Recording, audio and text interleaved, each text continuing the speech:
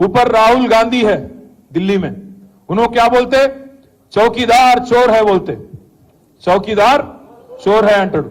మరి ఇక్కడున్న రేవంత్ రెడ్డి ఏమో नहीं चौकीदार नहीं है इनो, चोर नहीं है इनो, हमारे बड़े भाई है, चौकीदार चोर है ఆయన అంటాడు, ఈయననేమో बड़े भाई है हमारे అని ఈయన అంటాడు।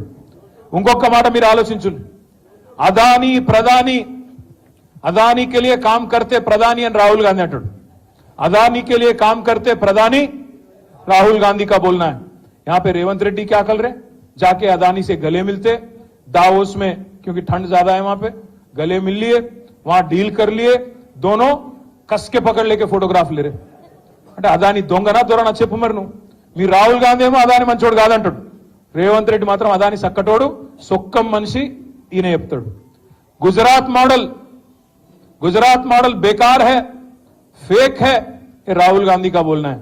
अब यहां पे हमारे छोटे भाई नरेंद्र मोदी के छोटे भाई रेवंत रेड्डी का बोलना है कि तेलंगाना को मैं गुजरात के रास्ते पे ले जाता हूं, गुजरात मॉडल बनाता हूं అని ఇక్కడ ఈయన మాట్లాడుతాడు। लिकर स्कैम कुछ नहीं है, अरविंद केजरीवाल को अरेस्ट करना ना इंसाफ है, ये अच्छी बात नहीं है అని రాహుల్ గాంధీ అంటాడు। ఇక్కడ రేవంత్ రెడ్డి ఏమంటాడు, नहीं लिकर स्कैम है, कविता को पकड़ना अच्छी बात है అని ఈయన అంటాడు।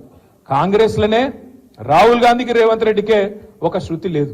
ఈయన ఇయాల బీజేపీ పాట పాడుతున్నాడు, ఇక్కడ ఉన్న ఆయన రేవంత్ రెడ్డి, మీరు యాద పెట్టుకోండి, ఇయాల రాసి పెట్టుకోండి, పార్లమెంట్ ఎన్నిక తర్వాత ఈ రేవంత్ రెడ్డి అంటాడు, ఎందుకంటే కాంగ్రెస్ గెలవది పీకది, వాళ్ళతో ఏం కాదు, దేశంలో ఊదు కాలది పీరు లేవది, వాళ్ళతో ఏం కాదు, 40 సీట్లు కూడా దాటే పరిస్థితి లేదు। 40 సీట్లు దాటకపోతే వెంటనే జంప్ అయ్యే మొట్టమొదటి క్యాండిడేట్ ఈ దేశంలో ఎవడన్నా ఉన్నాడా అంటే ఈ రేవంత్ రెడ్డి। మళ్ళా మొత్తం ముఠా కట్టుకొని ఈ నాగేందర్ను బిగేందర్ అందరిని తీసుకొని బీజేపీలకు జంప్ అయ్యే మొదటి క్యాండిడేట్ ఇదే రేవంత్ రెడ్డి, మీరు రాసి పెట్టుకోండి। నేను ఇప్పటికీ ఒకసారి కాదు 10 సార్లు అన్నా ఈ మాట, ఒక్కసారి అనలే ఈ మాట 10 సార్లు అన్నా। నేను అన్న ప్రతి చిన్న మాటకు స్పందిస్తాడు రేవంత్ రెడ్డి, గిట్లనో గట్లనో అంటే అన్నిటికి స్పందిస్తాడు, కానీ బీజేపీలకు పోతావాడ, నువ్వు బీజేపీలకు పోతావు అనే ఆరోపణ నేను పెడితే 10 సార్లు అంటే కూడా ఒక్కసారి కూడా ఇప్పటివరకు ఒక్క మాట చెప్తలేడు। నేను ఓను బై, నేను జీవితాంతం కాంగ్రెస్లోనే ఉంటా అని ఒక్క మాట పొరపాటున మాట్లాడతాడా? మాట్లాడాడు। ఆయన మాటలు ఎట్లున్నాయో మీరు చూస్తున్నారు।